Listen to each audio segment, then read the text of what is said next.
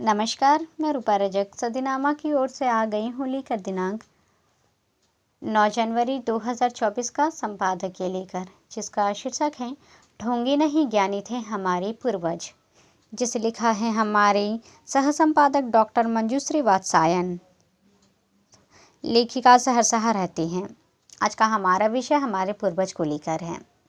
हमारे पूर्वज का हाथ यदि और आशीर्वाद हमारे परिवार पर रहे तो सब सही रहता है, पर कई लोग इन्हें पूर्वज को ढोंगी मानते हैं, पर पूर्वज ज्ञानी होते हैं। जानते हैं इस संबंध में आगे क्या कहते हैं हमारे संपादक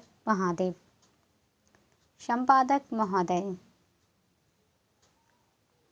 सामाजिक वैषम्य, जात पात, ऊंच नीच, छुआछूत की भावना से त्रस्त अक्कर और घुमक्कर कबीर ने जब कहा होगा, पाहन पूजे हरे मिले तो मैं पूजू पहाड़, ताते ये चाकी भले पीस खाए संसार, तो उस वक्त तक चाहे निम्न स्तर का ही सही, रहने को घर, पहनने को कपड़े और पीसने लायक अनाज निश्चय ही संत कबीर के पास ही रहा होगा।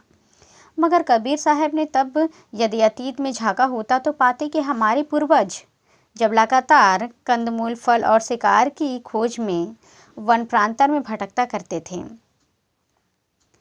तब आज की तरह मौसम के आकलन का कोई उसके पास समाधान नहीं था, ना ही साधन था और ना ही कोई मौसम विज्ञानी। दिन रात कभी भी कहीं भी अनायास आई आंधी उन्हें उड़ा ले जाते। बाढ़ में पूरा कुनबा बह जाता था। लू से झुलस कर, ठंड से ठिठुर कर उनके प्राण निकल जाते थे।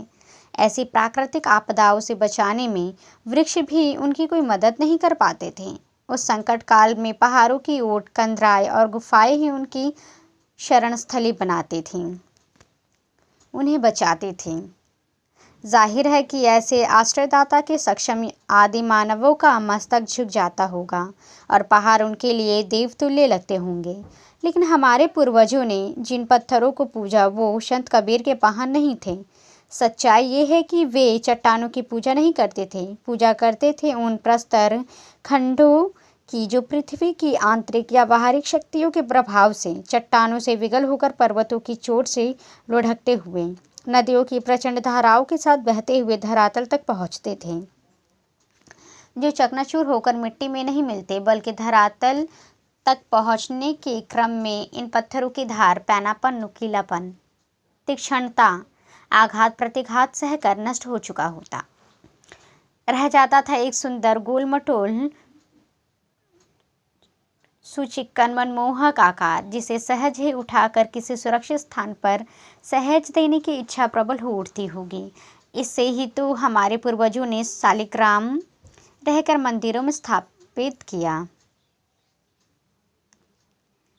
पूजा इंसान इस पत्थर की नहीं, उस गूढ़ दर्शक की आराधना करता है जो पत्थर से शालिग्राम बनने की प्रक्रिया में समाहित है। भले ही वह पत्थर है, मगर जिन राहों से गुजर रहा है, जिन आघातों से होकर सहा है, जिन तकलीफ़ों को उन्हें सहा है, वह इस रूप को प्राप्त करना चाहता है और इस रूप को प्राप्त करता है, वही इसे भगवान बना देता है।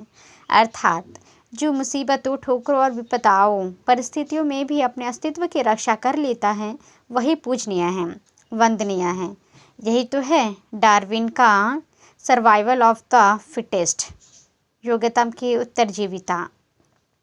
पत्थरों को पूजने के पीछे एक गूढ़ दर्शन छिपा है। पूजनीय वही होता है जो तमाम मुश्किलों, विघ्नों, बाधाओं और आपदाओं, विपदाओं में भी अपना अस्तित्व बनाए रखता है।